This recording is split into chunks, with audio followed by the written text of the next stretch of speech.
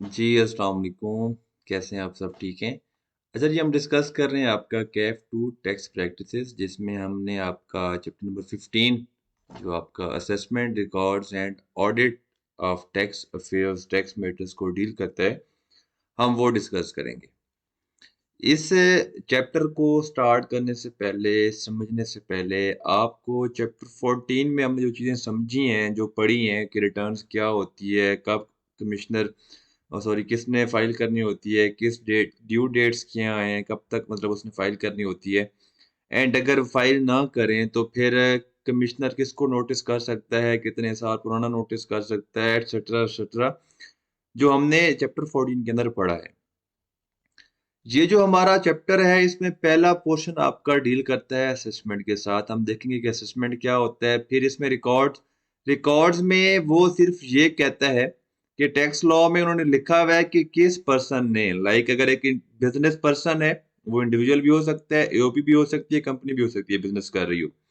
अगर वो मैन्युफैक्चरर है, मिसाल के तौर पर मैन्युफैक्चरर है, तो उसने कौन-कौन से रिकॉर्ड मेंटेन करने हैं और कितने साल तक मेंटेन करने हैं, ये मेंशन्ड है। अगर डिस्ट्रीब्यूटर है, ठीक है, या कोई डॉक्टर है, या कोई इंजीनियर है, या कोई अकाउंटेंट है, तो उसने कौन-कौन सा रिकॉर्ड कितने साल तक मेंटेन रखना है एक टैक्स ईयर का रिकॉर्ड्स में, वो डिस्कस किया गया है। तो ये वाला एरिया आपने खुद रीडिंग करनी है। इसमें कोई समझने वाली बात नहीं है, जस्ट थ्योरी पोर्शन है। उन्होंने चीज़ें डिस्क्राइब की हुई हैं। अगर ये बिज़नेस है, ये अगर पर्सन है, तो उसने ये रिकॉर्ड मेंटेन करना है और एक टैक्स ईयर सपोज़ 2022 है, तो उसका उसका रिकॉर्ड इसने 5 साल तक, 6 साल तक या 7 साल तक मेंटेन करना है। वो वहाँ पर मेंशन्ड है स्पेसिफिक उसके अंदर, ठीक है? जो हमारे लिए मेन चीज़ है, वो है असेसमेंट एंड ऑडिट। ये अंडरस्टैंडिंग डेवलप होगी तो तभी चैप्टर 16 में जो चीज़ें हैं, वो हमें समझ आएँगी। सबसे पहले हमने क्या पढ़ा लास्ट चैप्टर 14 के अंदर, हम जो ओवरऑल अभी इनकम टैक्स के अंदर पढ़ के आ रहे हैं, उसमें हमने 5 हेड्स पढ़े। 5 हेड्स की हमने क्या करी, कैलकुलेशन करना सीखी। हमने फिर उसमें जो रेलेवेंट टैक्स लॉस इस हेड में आ रहा था, जो कि ब्रॉड फॉरवर्ड लॉसेस थे, हमने वो एडजस्टमेंट सीखी। हमने फिर टैक्स क्रेडिट सीखे, ठीक है? ये सारा कुछ करने के बाद हमने टैक्स पेएबल कैलकुलेट कर लिया था। टैक्स पेएबल कैलकुलेट करने के बाद हमने फिर क्या किया था, हमने रिटर्न जमा कराई थी, हमने रिटर्न सबमिट कराई थी। अब अगर एक चीज मैं खुद कैलकुलेट कर रहा हूं, खुद के उसके ऊपर खुद मैं टैक्स कैलकुलेट कर रहा हूं, उसको मैं जमा करा रहा हूं और रिटर्न सबमिट कर देता हूं। अब एक्चुअली में ये जिम्मेदारी किसकी है? ये जिम्मेदारी है एफबीआर की, कि वो सारे इंडिविजुअल्स को, सारे ओपीएस की, सारी कंपनीज की इनकम को असेस करे, एक इवैल्यूएशन करे, कैलकुलेट करे, असेस करे कि मिस्टर तैफूर की इन हेड्स में ये इनकम बनती है कि नहीं बनती। अगर ये डिक्लेयर कर रहा है कि मिस्टर तैफूर कह रहा है कि मेरी सैलरी इनकम है 5 लाख पूरे साल की, प्रॉपर्टी इनकम मेरी है, रेंट मेरे पास है 7.5 लाख रुपए का, डिफरेंट हेड्स के अंदर, तो क्या इसके पास इसने एक्चुअली में इनकम अर्न की भी है कि नहीं की? या मैं एक्सपेंस क्लेम कर रहा हूँ कि मैंने सैलरीज पे की है, मैंने रिपेयर एंड मेंटेनेंस पे की है, क्लेम कर लेता हूँ, उससे मेरा प्रॉफिट कम हो जाता है, मेरी इनकम कम हो जाती है, तो ऑटोमेटिकली मेरा टैक्स भी कम हो जाएगा। तो जो मैं एक्सपेंसेस क्लेम कर रहा हूँ, क्या वो एक्चुअली में इनकर हुए कि नहीं हुए, या मैं वो फेक क्लेम कर रहा हूँ? तो उसको असेस किसको कर रहा है? उसको असेस करना है एफबीआर ने, एफबीआर के ऑफिसर्स ने। ठीक है, हम अब देखेंगे एफबीआर के कौन-कौन से ऑफिसर्स होते हैं और वो किस तरह से असेस करते हैं डिफरेंट केसेस के अंदर। तो ये होती है असेसमेंट कि हमारी फाइल की हुई रिटर्न को जब एफबीआर का कोई ऑफिसर, ठीक है, हमें नोटिस भेजकर कहते हैं कि आओ जनाब, जो आपने रिटर्न के अंदर चीजें डिक्लेयर की हुई हैं, जो आपने लेट्स सपोज वह स्टेटमेंट में एसेट्स डिक्लेयर किए हुए हैं, तो हमें वेरीफाई करवाओ कि ये कहां से, किस तरह से आपने लिए हैं। क्लियर, समझ आई? अगर हम कोई एक्सपेंस क्लेम कर रहे हैं तो कहते हैं जनाब आपने जो एक्सपेंस क्लेम किए हुए हैं, आए आप हमारे पास उसका रिकॉर्ड लेकर आए, कोई इनवॉइस लेकर आए जो आपने पेमेंट की है, हमें बैंक स्टेटमेंट से वो पेमेंट ट्रेस कराएं। सेक्शन 21 इनएडमिसिबल एक्सपेंसेस, अगर आपको याद हो इनकम फ्रॉम बिजनेस में, अगर वो कहता है कि जनाब आपने जितने एक्सपेंसेस क्लेम किए, मिसाल के तौर पर सैलरी, मैं कहता हूँ बिजनेस में सैलरी में एक्सपेंस क्लेम किए हुए 50 मिलियन का, तो एफबीआर का नोटिस आएगा जी, आए सेक्शन 1 हम आगे पढ़ते हैं क्या हिसाब किताब है कि जनाब आपने 50 मिलियन का एक्सपेंस तो क्लेम किया हुआ है, लेकिन हमने सेक्शन 21 में एक चीज पढ़ी थी कि अगर मैं सैलरी की पेमेंट 25,000 से अबव कैश में करता हूं तो मुझे एक्सपेंस डिसअलाउ हो जाएगा। वो कहेगा इस 50 मिलियन का मुझे ब्रेकअप दो। ब्रेकअप किस तरह से दो? आप मुझे सैलरी शीट्स प्रोवाइड करो। सैलरी शीट्स में एम्प्लॉइज का नाम, एम्प्लॉय वाइज आप मुझे डिटेल्स दो कि उसकी किस किस मंथ की कितनी कितनी सैलरी थी। फिर वो देखेगा कि जनाब ये सैलरीज आपकी 25,000 से एक्सीड कर रही हैं। वो कहेगा जनाब ये जो आपने पेमेंट्स की हैं मंथ वाइज, आप मुझे इसका चेक दिखाओ, चेक की कॉपी दिखाओ या बैंक स्टेटमेंट से मुझे पेमेंट ट्रेस कराओ कि आपने ये 25,000 से अबव वाली पेमेंट बैंक के थ्रू पे की हुई है। अगर वो मैंने पेमेंट 25,000 से अबव वाली मैंने कैश में पे की हुई और मैंने अपनी रिटर्न में एक्सपेंस को क्लेम किया हुआ तो एफबीआर का वो ऑफिसर, वो assistant commissioner, deputy commissioner, additional commissioner या कमिश्नर, जो भी रेलेवेंट कंसर्न ऑफिसर है, वो एक्सपेंस को डिसअलाउ कर देगा, सैलरी एक्सपेंस को उतनी अमाउंट की इक्विवेलेंट जितनी मैंने नॉन कंप्लायंस की होगी। तो और मेरी उतनी अमाउंट से इनकम क्या हो जाएगी? एक्सीड हो जाएगी, और उतनी अमाउंट से मेरा टैक्स भी क्या हो जाएगा? इंक्रीज हो जाएगा। तो मुझे उस असेसमेंट की वजह से, एफबीआर जो असेसमेंट की है, उस असेसमेंट की वजह से मुझे नया टैक्स, एक्स्ट्रा टैक्स पे करना पड़ेगा। ठीक है? जब मेरे को रिफंडेबल आ रहा होगा तो मेरा रिफंडेबल की अमाउंट लेट्स सपोज पहले थी 5 लाख और इस असेसमेंट के बाद मेरी टैक्स पेबल बन रहा था 3 लाख का, तो मेरा रिफंडेबल 5 लाख से कम होकर 2 लाख बच जाएगा। वो 3 लाख क्या हो जाएगा? आपस में नेट ऑफ हो जाएगा, एडजस्ट हो जाएगा। असेसमेंट, ये थी असेसमेंट समझने के लिए मैं आपको बताई है कि मेरी फाइल की हुई रिटर्न को अगर एफबीआर असेस करना चाहता है, तो चेक करना चाहता है कि क्या इसके पास रेलेवेंट सपोर्टिंग डॉक्यूमेंट्स हैं कि नहीं है, वो हमारी यहाँ पर इसमें कवर होती है, उसको हम असेसमेंट कहते हैं टैक्स की लैंग्वेज में। अब हम थोड़ा सा आगे चलते हैं कि असेसमेंट में क्या-क्या चीजें शामिल हैं। मैंने पहले बोला कि एक्चुअली में जो ये रिस्पॉन्सिबिलिटी है, जो ड्यूटी है, वो किसकी है? वो एफबीआर की है कि वो हमारी इनकम को असेस करे एंड फिर असेस करने के बाद फिर हमें बताए कि आपका इतना टैक्स बनता है, हम वो टैक्स जमा कराएं और फिर हमारी रिटर्न सबमिट हो। ऐसा होना चाहिए। लेकिन हम क्या करते हैं? हम खुद अपनी इनकम कैलकुलेट करते हैं, हम टैक्स पेबल कैलकुलेट करते हैं, ठीक है? हम टैक्स जमा करवाते हैं, टैक्स पे करते हैं और हम फिर रिटर्न सबमिट करवा देते हैं, रिटर्न सबमिट कर देते हैं। तो लॉ कहता है कि जो आप ये सारा काम खुद करते हो कि आप इनकम कैलकुलेट करते हो, उसके ऊपर टैक्स कैलकुलेट करते हो, टैक्स पे करते हो एंड जो आप रिटर्न जमा सबमिट कर देते हो, तो ये जो आप खुद जो रिटर्न सबमिट करते हो, उसको वो कहते हैं नॉर्मल असेसमेंट। ठीक है? नॉर्मल असेसमेंट, एक्चुअली में असेसमेंट हमारे पास 3 तरह की होती है।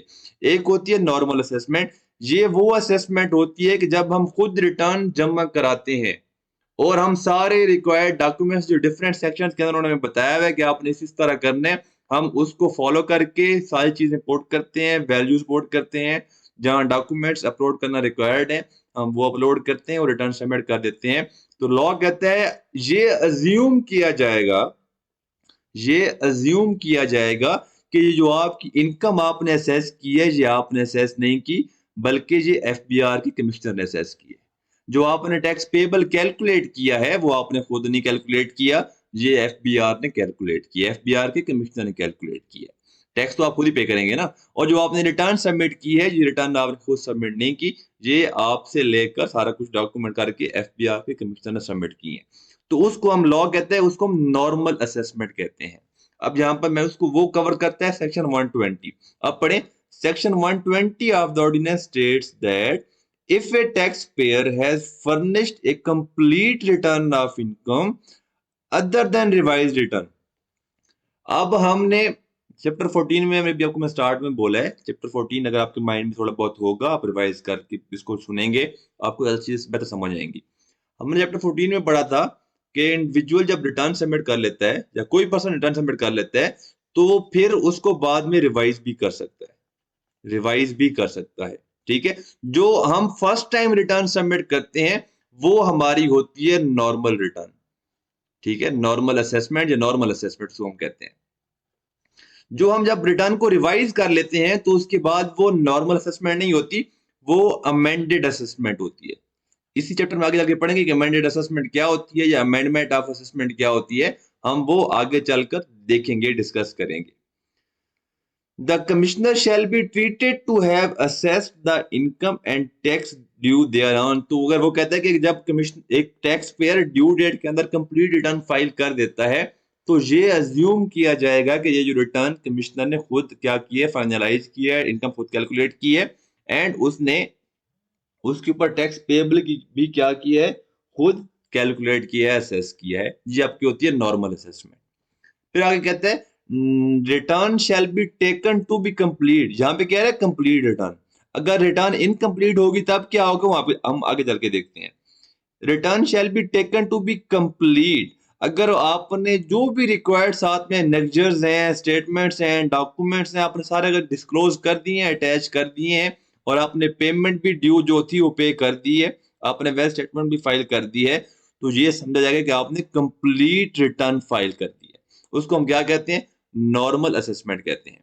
ये वाला सेक्शन अभी एक सेक्शन उन्होंने ऐड किया है, लेकिन इस ये कब से एप्लीकेबल होगा ये अभी तक एफबीआर ने नोटिफाई नहीं किया, इसलिए ये वाला पोर्शन अभी वो टेस्ट भी नहीं करेगा। ठीक है, आपने पढ़ लेना है, इसमें मसला कोई नहीं है, सिंपल है, इसमें कोई रॉकेट साइंस नहीं है। वो उन्होंने यही किया है कि आप एडजस्टमेंट किस तक कब तक कर सकते हैं। ठीक है, मैं आपको बता देता हूँ कि एडजस्टमेंट यहाँ पे वो क्या कहना चाह रहे हैं कि एडजस्टमेंट किस तरह से होती है। चलो पढ़ लेते हैं। A return of income furnished under section 2, ऊपर वाली जो बात हो रही है, जो जो आप यहाँ पर रिटर्न सबमिट कर रहे होंगे उसकी बात हो रही है। अगर उसमें कोई सिस्टम एफबीआर का पोर्टल आईआरएस कोई अगर एरर या कोई मिस्टेक आइडेंटिफाई कर लेता है, कोई अरिथमेटिकल एरर क्या कर लेता है, आइडेंटिफाई कर लेता है, या आपने एक क्लेम किया है। रिटर्न में ये होता है कि आपने जो आपके टैक्स काट रहे होते हैं बिजली के बिलों पे या टेलीफोन के बिलों पे या आपके प्रीपेड चार्जेस के ऊपर या आपके फर्दर इंटरनेट के बिलों पे, तो वो आप अपना एडवांस टैक्स क्लेम करते होते हैं। तो आप जो यहाँ पर क्लेम करते हैं, तो जो आप जिस बंदे ने आपका टैक्स काटा होता है, लाइक अगर पीटीसीएल की बात कर लें, तो उसने टैक्स काट के गवर्नमेंट को जमा कराना होता है। ठीक है, तो जब वो जमा कराता है तो वो आपका आईडी कार्ड नंबर या आपका एनटीएन नंबर जो होता है वो मेंशन करके जमा कराता है, कहता है कि जनाब ये इनकम टैक्स मैंने इस एनटीएन वाले बंदे का क्या किया है, कैलकुलेट किया है, और सॉरी मैंने डिडक्ट किया है और आपको जमा करवा रहा हूँ। जैसे आप क्लेम करेंगे ये ऑटो वेरीफाई भी हो सकता है। अगर आपने चीज क्लेम कर ली है और एक्चुअली में एफबीआर के रिकॉर्ड में वो चीज पहले से नहीं आ रही, तो ये एरर है, मिस्टेक है। ठीक है, कोई आपने लॉस, आपका हमने क्या पढ़ा था लॉसेस के अंदर, कि आपको कोई लॉस, आपको जो लॉस होते हैं 5 साल 6 साल 3 साल के लिए कैरी फॉरवर्ड होते हैं। अगर आपके एक लॉस को आज इस साल 7वां साल था, आपने फिर भी क्या कर लिया, इसको क्लेम कर लिए। जब आपका एक लॉस जो आप कैरी फॉरवर्ड नहीं कर सकते, आपको डिसअलाउ है, आप एडजस्ट नहीं कर सकते, आपने फिर भी उसकी गलती से यानी फेक एडजस्टमेंट ले ली है, तो वो आपको मिस्टेक है। तो उन सारे केसेस में, ठीक है, वो कहता है कि आप उसमें एडजस्टमेंट हो सकती है, एडजस्टमेंट कर सकता है, प्रोवाइडेड दैट, प्रोवाइडेड का मतलब है ये एक्सेप्शन है ऊपर वाले रूल की, that no such adjustment shall be made unless a system generated notice is given to taxpayer specifying the adjustments intended to be made। Means कि यहाँ पर सिस्टम जनरेटेड नोटिस इशू होगा तो उसके बाद ये एडजस्टमेंट हो सकती है। लेकिन फिर आगे वो कह रहा है कि ऊपर वाले की भी एक्सेप्शन है। अगर नोटिस इशू होने के बाद 30 दिन के अंदर अगर जो टैक्स पेयर है, जिस पर्सन की वो रिटर्न है, अगर वो रिस्पॉन्स जमा नहीं कराता, मीन आप जहां पर नोटिस इशू कर रहे हैं 1 जनवरी को, ठीक है, तो आपने 30 जनवरी तक वेट करना है। अगर 30 जनवरी तक रिस्पॉन्स, जस्टिफिकेशन, कोई एक्सप्लेनेशन, जो डॉक्यूमेंट्स लाइक जो ऊपर जो उसने क्लेम किए हैं, उस पर उसका कोई डॉक्यूमेंटेड एविडेंस है, अगर वो प्रोवाइड कर देता है कमिश्नर को, तो फिर वो रिटर्न ठीक हो जाएगी। अगर वो नहीं करेगा, अपनी जस्टिफिकेशन प्रोवाइड नहीं करता एफबीआर को, तो वो एडजस्टमेंट कर दी जाएगी, वो चीज डिसअलाउ हो जाएगी, उतनी अमाउंट उसका इनकम बढ़ जाएगी, उसका एक्सपेंस बढ़, सॉरी उसका टैक्स बढ़ जाएगा, और उसको वो टैक्स पे करना पड़ेगा। ये आपने पढ़ लेना है। ठीक है, तो ये सारी आपकी क्या है, एडजस्टमेंट के रिलेटेड है। इसमें सिंपल सी बात है। अब यहाँ पर कह रहा है कि assessment in case of incomplete return. हमने ऊपर पढ़ा कि अगर सारी चीजें आपने प्रॉपर अटैच कर दी हैं तो आपकी कंप्लीट रिटर्न होगी। अगर उसमें कोई चीज भी मिसिंग है, आपने कम कोई रिक्वायर्ड डॉक्यूमेंट्स आपने अटैच नहीं किए या आपने प्रॉपर चीजें फिल नहीं की जो रिक्वायर्ड थी, तो वो आपकी इनकम्प्लीट होगी। अगर आपकी इनकम्प्लीट है तो आपको कमिश्नर क्या करेगा, नोटिस इशू करेगा। उस नोटिस में आपको कहेगा जनाब आप 15 दिन के अंदर, 14 दिन के अंदर, वो एक ड्यू डेट बता देगा। लाइक आज 14 फरवरी है, तो आपको वो आज नोटिस इशू करता है, कहेगा जनाब आपने 28 दिन के अंदर अपनी रिटर्न को कंप्लीट करें।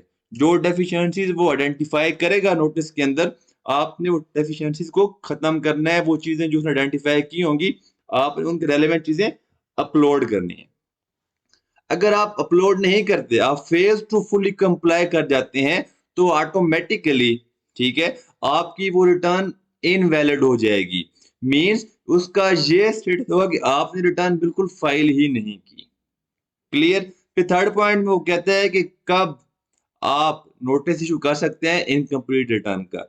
लॉ कह रहा है सच नोटिस, कौन सा नोटिस, ये वाला नोटिस कि आपकी रिटर्न इनकम्प्लीट है। Such notice shall not be issued after expiry of 180 days from the end of the financial year is which return was furnished. अब क्या मतलब है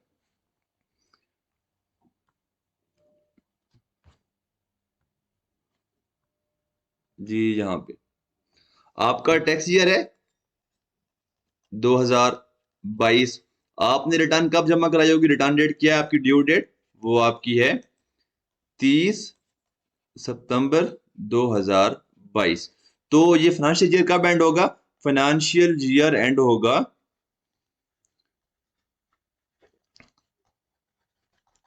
31 दिसंबर 2022। फाइनेंशियल ईयर एंड जिस टैक्स ईयर की वो बात कर रहा है कि 22 की रिटर्न जो मैंने फाइल की है, इसका इनकम्प्लीट होने का नोटिस मैं कब तक दे सकता हूं। वो कहते हैं कि जिस फाइनेंशियल ईयर में मैंने रिटर्न जमा कराई है, कौन सा है, फाइनेंशियल ईयर 22, उस फाइनेंशियल ईयर के एंड से आपने ऐड करने हैं 180 डेज। ठीक है, तो आप कैलकुलेट करेंगे कि 180 डेज कब तक बनते हैं। हम ये अज्यूम करते हैं कि हर मंथ में 30 दिन होते हैं। मीन कि 2022 में जो मैंने रिटर्न जमा कराई है, ठीक है, जो टैक्स 2022 की जो मैंने रिटर्न जमा कराई है, उसका इनकम्प्लीट रिटर्न का नोटिस कमिश्नर 30 जून 2023 तक दे सकता है या उससे पहले दे सकता है। उसके बाद इनकम्प्लीट वाला नोटिस वो नहीं दे सकता। ये वाली इस एरिया से वो उसके पास जो इख्तियारात हैं वो खत्म हो जाते हैं। यहां पर कह रहा था at the from the end of the financial year, not tax year. ठीक है ना, ये बात आपने ख्याल करनी है। अब बेस्ट जजमेंट असेसमेंट क्या होती है। अब हमने पहली असेसमेंट क्या पढ़ी, नॉर्मल असेसमेंट, जिसमें हम रिटर्न खुद फाइल करते हैं, इनकम खुद कैलकुलेट करते हैं। लेकिन अगर मिसाल के तौर पर अब हम दोबारा चैप्टर 14 का एक पॉइंट डिस्कस करते हैं। चैप्टर 14 में हमने डिस्कस किया था कि अगर एक पर्सन रिटर्न जमा नहीं करवाता और कमिश्नर को लगता है कि यार इस बंदे की इनकम है और इसकी इनकम टैक्सेबल इनकम है, ठीक है, और हमने चैप्टर 14 का जब पहला पॉइंट पढ़ा था कि किस किस पर्सन ने रिटर्न फाइल करनी है, वो किसी भी पॉइंट के जैसे एलिजिबल टू फाइल है, liable to file income tax return है, लेकिन वो रिटर्न जमा नहीं करवा रहा, तो कमिश्नर क्या करेगा, उसको नोटिस भेज देगा। ठीक है, अब नोटिस देने के बाद भी अगर वो बंदा रिटर्न जमा नहीं करवाता, तो उस केस में कमिश्नर ने बेस्ट इन जजमेंट देनी होती है। उसके पास जो भी इंफॉर्मेशन होती है जिसकी बेस पर उसको लग रहा था कि इस बंदे को टैक्स जमा कराना चाहिए, रिटर्न जमा करानी चाहिए, लेकिन उस बंदे ने फिर भी रिटर्न जमा नहीं कराई, तो कमिश्नर के पास जो बेस्ट इंफॉर्मेशन है, तो उसकी बेस पर उसने क्या करनी है, बेस्ट जजमेंट ऑफ असेसमेंट है। ठीक है ना, कि जो मेरे पास इंफॉर्मेशन अवेलेबल है, रिसोर्सेज के थ्रू इंफॉर्मेशन अवेलेबल है, डाटा अवेलेबल है, मैंने उसकी बेस पर क्या करनी है, बेस्ट जजमेंट देनी है। यहां पर वो कह रहा है कि this type of judgement is made where a person fails to furnish return of income is in response to a notice of a commissioner. Means कि कमिश्नर मुझे नोटिस भेजा कि मिस्टर तैफूर आपकी आपको रिटर्न जमा करवानी चाहिए थी, लेकिन आपने जमा नहीं करवाई, आप जमा करवाएं। वो मुझे 30 दिन का नोटिस देता है, मैं फिर भी रिटर्न जमा नहीं करवाता, तो मैं फेज टू हो गया, तो फिर वो खुद मुझे यहाँ पर 121 में मेरी खुद ही से इनकम अज्यूम करेगा, खुद ही से उस पर क्या करेगा, टैक्स रेट का लगा के मुझे ऑर्डर भेज देगा। वो मुझे बेस्ट जजमेंट ऑर्डर भेज देगा, जनाब मिस्टर तैफूर मेरे मुताबिक आपकी इनकम बनती है और आपने ये टैक्स पे करना है। अगर उसने ऑर्डर दे दिया है तो फिर मेरे पास कोई और इख्तियार नहीं है। अब मैं उस ऑर्डर के अगेंस्ट कहाँ जा सकता हूँ? अपील में जा सकता हूँ। अपील किस तरह से? जैसे आप अगर देखें डिस्ट्रिक्ट नॉर्मली ऑर्डिनरी लाइफ में जब आपके अगेंस्ट कोई एफआईआर को केस होता है तो वो एक अदालत में चलता है। जब लोअर कोर्ट डिसीजन दे देता है, आपका जो session court district court decision दे देता है, तो आप उसके अगेंस्ट कहाँ पर जाते हो? हाई कोर्ट में जाते हो, हायर फोरम पे जाते हो। जब हाई कोर्ट आप भी आपके अगेंस्ट डिसीजन दे देता है तो आप सुप्रीम कोर्ट के पास जाते हो। जब सुप्रीम कोर्ट भी आपके अगेंस्ट डिसीजन दे देता है फिर आप जाते हो प्रेसिडेंट ऑफ पाकिस्तान के पास जाते हो। यहाँ पर भी वही सीन है क्योंकि ये भी लॉ है, कानून है। अगर एक दो पार्टीज हैं यहाँ पर, एक है टैक्स पेयर, ठीक है, एक है एफबीआर, दो पार्टीज हैं। अब जो पहला ये ऑर्डर है ये दी एफबीआर रहा है। अगर टैक्स पेयर इससे हैप्पी नहीं है, सेटिस्फाई नहीं है, तो वो क्या करेगा? वो हायर फोरम पर क्या कर देगा? अपील कर देगा कि जनाब ये जो इसने डिसीजन दिया है कमिश्नर ने, डिप्टी कमिश्नर ने जो बेस्ट जजमेंट ऑर्डर पास किया है वो लॉ के अकॉर्डिंगली नहीं है। जो भी उसके पास ग्राउंड्स होंगे, जिन ग्राउंड्स की बेस पर वो अपील दायर कर रहा होगा वो कर सकता है। चैप्टर जो 16 है वो है अपील के रिलेटेड, ठीक है ना, वहां पर डिस्कस करेंगे। तभी मैंने कहा था चैप्टर 15 समझने के लिए चैप्टर 14 की समझ बहुत जरूरी है, और चैप्टर 16 के लिए चैप्टर 15 की समझ बहुत जरूरी है। ठीक है ना, आपस में लिंक्ड है। सीक्वेंस में रिटर्न्स के बाद असेसमेंट होगी, असेसमेंट के बाद फिर उसके अगेंस्ट आप अपील्स में जाएंगे। जी, पहला पॉइंट क्लियर कि आपको नोटिस आया, आपने रिटर्न जमा नहीं करवाई। अच्छा जी, ये आपकी डाटा आपने लगा लेना है, क्लेम आपने कर लेना है, इसमें कुछ समझने वाली बात नहीं है। उसने fails to furnish wealth statement, आपने वेस्ट स्टेटमेंट फाइल करनी थी, आपने फाइल नहीं की, ठीक है। और आपका ऑडिट सेक्शन 177, ठीक है ना, सेक्शन 177 हम इस चैप्टर में आगे जाके पढ़ेंगे। ये असेसमेंट, असेसमेंट मीन कि आप नॉर्मल कुछ एरियाज पर जैसे आप जो असेसमेंट कर रहे होते हैं। ऑडिट, डिटेल्ड ऑडिट, वो आपसे एक एक चीज पूछते हैं, हम 177 में जाके डिस्कस करते हैं। इसी चैप्टर में हमने डिस्कस करना है और इसी वीडियो में डिस्कस करना है। तो उस केस में आपसे कोई डाटा मांगते हैं, इंफॉर्मेशन मांगते हैं और आप वो इंफॉर्मेशन प्रोवाइड नहीं कर पाते, तो उस केस में वो आपके अगेंस्ट बेस्ट जजमेंट ऑर्डर दे देता है। तो ये सारी की सारी आप क्या जाती हैं? बेस्ट जजमेंट ऑर्डर के अंदर फॉल कर जाती हैं। फिर यहाँ पर एक इंपॉर्टेंट चीज, ये वाला इंपॉर्टेंट एरिया है, ठीक है। जजमेंट, बेस्ट जजमेंट ऑर्डर जो है shall only be issued within 6 year from the end of the tax year to which it relates। like कि आपका जो है टैक्स ईयर 16 की बात कर लेते हैं, ठीक है। इसका बेस्ट, अगर मैंने इसकी रिटर्न जमा नहीं कराई तो इसका बेस्ट जजमेंट ऑर्डर वो कब तक मुझे नोटिस दे सकता है? ठीक है ना, 121 के अंदर कि जनाब आप हमें डाटा दें वरना हम आपको अगेंस्ट ऑर्डर इशू कर देंगे। 16 years from the end of, देखिए ना, जहां ये बात हमें ख्याल करनी होती है, from the end of the tax year to which it relates. अब यह इसका 17, 18, 19, 20, 21, 22 मीन टैक्स ईयर 16 का order, self judgement best judgement order जो असेसमेंट ऑर्डर है वो 30 जून 2022 तक वो क्या कर सकता है? इशू कर सकता है, ठीक है। ये आपकी है बेस्ट जजमेंट ऑर्डर। फिर इसमें कुछ है प्रोविजनल, ठीक है ना, प्रोविजनल आपकी असेसमेंट। इसमें कुछ सर्टन केसेस हैं जहां पर जो उन्होंने डिफाइन किए हुए हैं, ये कुछ आपने चीजें पढ़ लेनी है, सिंपल है, कोई मसला नहीं है। उसमें अगर आपने, मैं आपको सिंपल वर्ड्स में बता देता हूं कि आपने कुछ एसेट्स, आपने कुछ इनकम्स के थ्रू आपने कुछ एसेट्स आपने बनाए लेकिन आपने वो डिस्क्लोज नहीं किए। जाहिर सी बात है, जब आपने एसेट्स ही डिस्क्लोज नहीं किए तो आपने इनकम भी डिस्क्लोज नहीं की होगी। जब आपने इनकम डिस्क्लोज नहीं की होगी तो आपने उस पर टैक्स भी नहीं पे किया होगा। तो वो आपकी होती है कंसील्ड इनकम। लाइक आपके जो आपने एसेट्स छुपाए हैं, आपने शो नहीं किए, डिक्लेयर नहीं किए, ठीक है। जिस तरह आप देखते होंगे कि आपने न्यूज में सुना होगा कि नवाज शरीफ ने या फलां पार्टी बंदे ने या फलां पर्सन ने, सियासी पॉलिटिशियन ने अपने इसासे डिक्लेयर नहीं किए। वो होते हैं कंसील्ड एसेट्स, जो हिडन एसेट्स वो दिखाते नहीं। तो इस वजह से वो अपनी इनकम को क्या कर रहे होते हैं? अंडरस्टेट कर रहे होते हैं। इनकम अंडरस्टेट होने की वजह से उनका जो टैक्स ऊपर बन रहा होता है वो टैक्स भी नहीं पे कर रहे होते।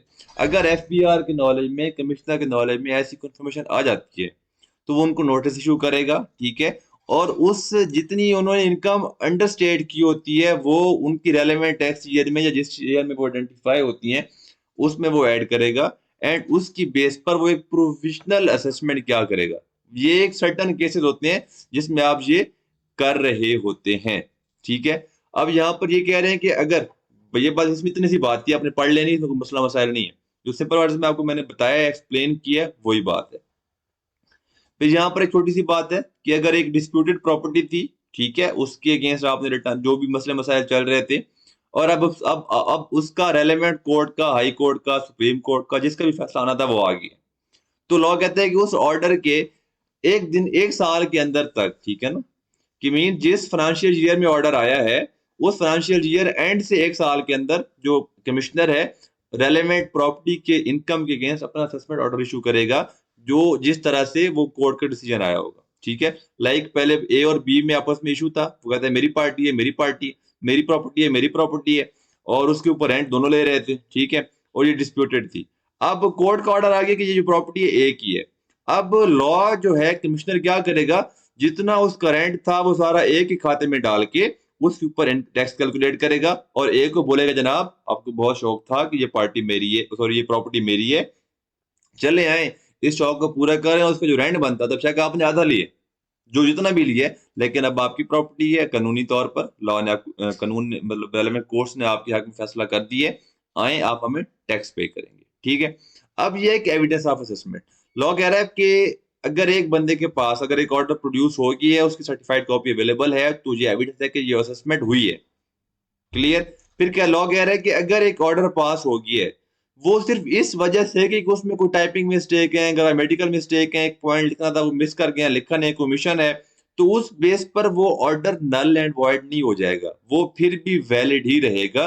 मीन आप किसी ग्रामेटिकल पर, किसी छोटी सी टाइपिंग एरर पर, या कोई ऐसी मिस्टेक है जो ह्यूमन एरर हो सकती है, उसकी बेस पर आप उसको इनवैलिड या नल एंड वॉइड नहीं कह सकते, वो फिर भी वैलिड है, और वो उसका उतना ही असर है जितना कि वो ठीक होता वो उसका असर होना था, ठीक है? लेकिन लॉ कह रहा है कि इन केसेस में वो नल एंड वॉइड हो जाएगा अगर वो ऑर्डर इनकम टैक्स ऑर्डिनेंस की जो प्रोविजंस हैं उसके मुताबिक नहीं है, ठीक है ना, उसके अगेंस्ट है, कोई वायलेशन है, कोई मसला मसाइल है, कोई लीगल इशू है, तो फिर वो नल एंड वर्ड होगा, ठीक है?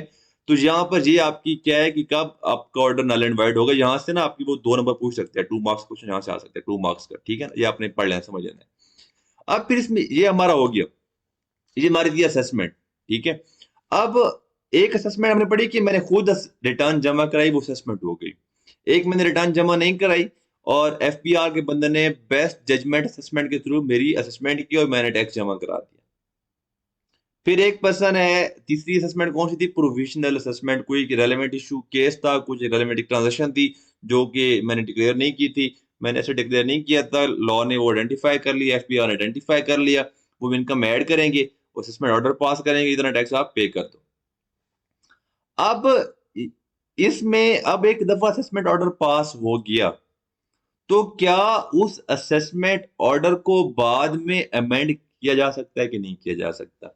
यहाँ पर जो है सेक्शन 122 इख्तियार देता है, ठीक है, कि जो आपने मैंने लाइक जो हम खुद रिटर्न जमा कराते हैं 120 वाली नॉर्मल असेसमेंट, उसको असेसमेंट उसकी अमेंडमेंट की जा सकती है। लॉ कहता है commissioner is empowered to amend an assessment order treated as issued on self assessment, normal assessment, ठीक है ना, और an assessment order made to the best of commissioner judgment, means बेशक एक कमिश्नर ने खुद ऑर्डर पास किया हो बेस्ट जजमेंट वाला, उसको भी बाद में वो अमेंड कर सकते हैं। हमने क्या कहा था कि बेस्ट जजमेंट ऑर्डर होता है उसकी पास अवेलेबल इंफॉर्मेशन के ऊपर बेस्ट जजमेंट होती है, मे बी बाद में रेलेवेंट ईयर के रिलेटेड उसके पास मजीद इंफॉर्मेशन आ जाए, मीन को इसको और एक इनकम मिल जाए जो मेरे साल से रिलेट कर रही हो, तो वो उसको दोबारा अमेंड करके रिवाइज्ड ऑर्डर भी इशू कर सकते हैं, ठीक है?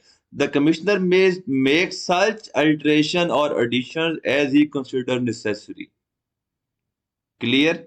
अब फिर कह रहा है कि अमेंडमेंट कब हो सकती है, किस साल, किस टैक्स ईयर की अमेंडमेंट हम किस साल तक कर सकते हैं। अभी हमारा टैक्स ईयर 22 गुजरा था, ठीक है, जिसकी रिटर्न जमा हो चुकी हैं। अभी हम टैक्स ईयर 23 चल रहा है, इसकी रिटर्न कब जमा होंगी, 20 जून 2023 के बाद। तो वो कह रहा है कि amendment of assessment shell not be made after the expiry of 5 years from the end of the financial year in which the order is issued और ट्रीटेड एज इशूड। ठीक है, यहां पर सॉरी, यहां पर वो ये कह रहा है कि जिस फाइनेंशियल ईयर में ऑर्डर इशू हुआ होगा, जैसे ही हम रिटर्न खुद जमा कराते हैं सेल्फ असेसमेंट वाली, तो सेल्फ असेसमेंट वाली या नॉर्मल असेसमेंट वाली, रिटर्न जमा कराते ही विद इन 1 to 2 मिनट्स या 5 to 10 मिनट्स आपका 120 का सेल्फ असेसमेंट ऑर्डर कमिश्नर का आ जाता है ऑटोमेटिकली ऑनलाइन एफबीआर के पोर्टल पे। तो मीन ये हुआ कि 2022 का सेल्फ असेसमेंट ऑर्डर जो 120 है, 120 वाला, वो मैक्सिमम आया होगा दिसंबर 2022 में।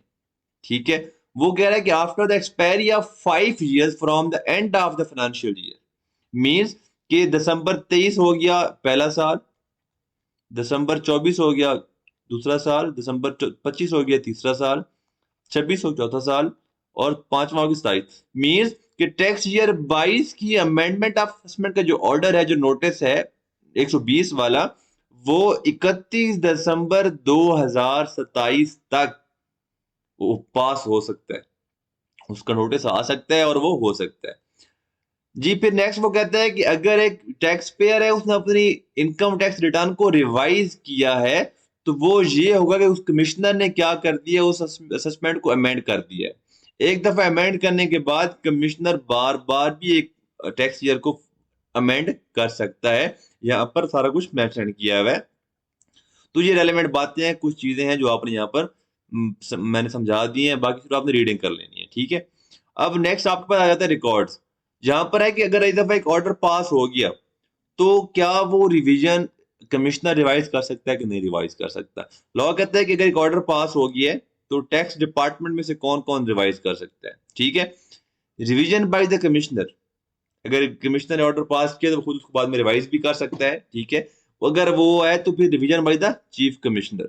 ठीक है, चीफ कमिश्नर भी क्या करता है, अगर कमिश्नर का एक ऑर्डर है और मैं टैक्स पेयर हूं, मैं, क्योंकि अब इसमें पहले समझने की जरूरत है कि चीफ कमिश्नर और कमिश्नर क्या होते हैं। एफबीआर का जो ऑफिसर्स का रैंक है, जो एक रेलेवेंट पोस्ट का एक रैंक का जो नाम है उन्होंने डिफाइन किया हुआ है, जो आपका है बीपीएस 17 स्केल का ऑफिसर, ये सीएसपी होता है, या पुराना बंदा जो प्रमोट होके आता है, ये होता है आपका असिस्टेंट कमिश्नर। अब आप अगर आपके माइंड में आए कि जनाब आपका डिस्ट्रिक्ट का भी, तहसील का भी असिस्टेंट कमिश्नर होता है, जी होता है। FB assistant commissioner relevant department का होता है। तो assistant commissioner inland revenue mean FBR. फिर ग्रेड 18 का आपका होता है deputy commissioner, deputy commissioner inland revenue. फिर ग्रेड 19 का आपका होता है एडिशनल कमिश्नर, ये असिस्टेंट कमिश्नर है, ये एडिशनल कमिश्नर है इनलैंड रेवेन्यू। जो है स्केल 20 का, ये आपका होता है कमिश्नर, कमिश्नर इनलैंड रेवेन्यू।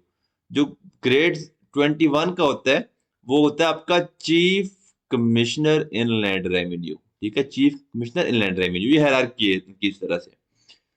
तो अगर कमिश्नर भी रिवाइज कर सकता है, कमिश्नर का एक ऑर्डर आया, मैं उससे मुतमईन नहीं हूं, तो मैं उसके अगेंस्ट कहां पर चला जाऊंगा, मैं उसके अगेंस्ट चीफ कमिश्नर के पास चला जाऊंगा, हायर फोरम के पास चला जाऊंगा। ठीक है, चीफ, क्योंकि कमिश्नर के ऊपर कौन बैठा हुआ है, चीफ कमिश्नर बैठा हुआ है, मैं उसके पास चला जाऊंगा, उसके अगेंस्ट एप्लीकेशन दे दूंगा। फिर मॉडिफिकेशन ऑफ ऑर्डर्स है। अगर एक टैक्स पेयर एक अपनी चीज फाइल की हुई जो है, लाइक रिटर्न है, उसको अगर रिवाइज करना चाहता है, उसमें कोई मिस्टेक है, कोई अगर रेक्टिफिकेशन करना चाहता है कि जनाब ये जो ऑर्डर पास किया आपने, आपके ऑर्डर में ये मिस्टेक है, तो क्या वो टैक्स पेयर को कब किस तरह रेक्टिफिकेशन कर सकते हैं, यहाँ पर मेंशन्ड है, ये आपने बात पढ़ लेनी है। यहाँ पर एक बात लिखी हुई है कमिश्नर अपील की, कि अगर कमिश्नर अपील के अगर हमने के कमिश्नर अपील के पास हमारा केस पेंडिंग है, तो फिर जो कमिश्नर है, जो कमिश्नर इनलैंड रेवेन्यू है, वो ऑर्डर पास नहीं कर सकता। यहाँ पर एक चीज आपको कंफ्यूज करेगी, हम डिस्कस कर लेते हैं यहाँ पर कि एफबीआर के बहुत सारे डिपार्टमेंट हैं, ठीक है। एक है जो आपका रेवेन्यू से डील करता है, रेवेन्यू, उसमें आपकी फर्दर डिविजन्स हैं, लाइक फर्दर सब डिपार्टमेंट्स बने हुए हैं। एक आपका इन्फोर्समेंट डिपार्टमेंट है, ठीक है। एक आपका ऑडिट डिपार्टमेंट है। एक आपका लीगल डिपार्टमेंट है, ठीक है, जो मतलब डिपार्टमेंट को डिफाइन करते हैं और डिपार्टमेंट के लिए काम करते हैं, लाइक। एक दूसरा है इसका आपका अपील वाला डिपार्टमेंट,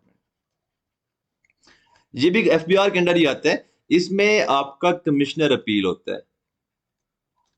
इसमें जो भी यहाँ पर जो केस चल रहे होते हैं इस रेवेन्यू डिपार्टमेंट के अंदर, इसमें एक तरफ होता है आपका एफबीआर का ऑफिसर होता है जिसने केस ओपन किया होता है, जो केस सुन रहा होता है। एक तरफ होता है टैक्स पेयर जिसका केस चल रहा होता है, जिसका उन्होंने मतलब डाटा मांग रहे होते हैं। अब जब ये ऑर्डर करेगा, ठीक है, ये ऑर्डर होगा, ऑर्डर दो तरह का हो सकता है।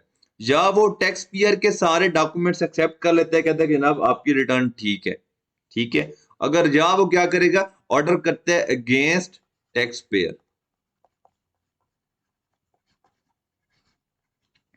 अगर यहाँ पर एक केस चल रहा था एक टैक्स ईयर का, उसने मतलब मैंने रिटर्न जमा कराई हुई थी, एफबीआर कहता है जनाब आपने गलत फाइल की हुई है, जो रेलेवेंट डिप्टी कमिश्नर या कमिश्नर कहते हैं, तो वो मेरे अगेंस्ट ऑर्डर कर देते हैं। मुझे कहता है कि जनाब आपने पहले टैक्स जमा कराया था 1 लाख रुपए, ठीक है, लेकिन मेरे मुताबिक जो मैंने भी वर्किंग की, आपने डाटा प्रोवाइड किए, आपका टैक्स बनते हैं 3 लाख रुपए, तो आपने 1 लाख पहले जमा कराया है, तो आप 2 लाख डिफरेंशियल और पे करें। क्लियर। अब ये ऑर्डर आ गया। अब मेरे पास क्या होता है कि चैप्टर 16 में हम पढ़ेंगे कि इस ऑर्डर जिस डेट पे ऑर्डर आया था, उससे 30 दिन के अंदर मैं इस ऑर्डर के अगेंस्ट क्या कर सकता हूं, मैं इस ऑर्डर के अगेंस्ट कमिश्नर अपील के पास क्या कर सकता हूं, अपील फाइल कर सकता हूं, file appeal before commissioner appeal, ठीक है। मैं जो एफबीआर का ऑर्डर होगा मेरे अगेंस्ट, मैं उसके अगेंस्ट फाइल कर सकता हूँ अपील एफबीआर के कमिश्नर अपील्स के पास, ठीक है। तो मैं वहां पर जाऊंगा, मैं अपने आर्गुमेंट्स करूंगा, और वो हो सकता है कि मेरे हक में भी ऑर्डर दे दे। जो उसने ऑर्डर दिया होगा कमिश्नर, सॉरी, एफबीआई वाले डिप्टी कमिश्नर ने, कमिश्नर अपील में भी उसको नलीफाई कर दे और कहे कि जनाब जो मिस्टर तैफूर था उसका स्टांस ठीक था एंड उसने ठीक रिटर्न जमा कराई थी, एंड कमिश्नर अपील उस केस को मेरे हक में डिस्चार्ज कर देगा, उसको डिस्पोज ऑफ कर देगा। अब अगर ये डिसीजन मेरे हक में आता है, अगर decision in favour of tax payer, ठीक है, तो अब यहां पर दो चीजें हैं। मुझे तो कोई मसला नहीं है क्योंकि हायर फोरम ने मेरे हक में कर दिया है, तो जो मेरे अगेंस्ट ऑर्डर था एफबीआर और डिप्टी कमिश्नर का, उसकी अब कोई हैसियत नहीं रही, ठीक है, वो नलीफाई हो जाएगा। तो यहां पर अब एफबीआर का जो कमिश्नर था, अब एफबीआर का जो लीगल डिपार्टमेंट है, उसके पास दो ऑप्शन है।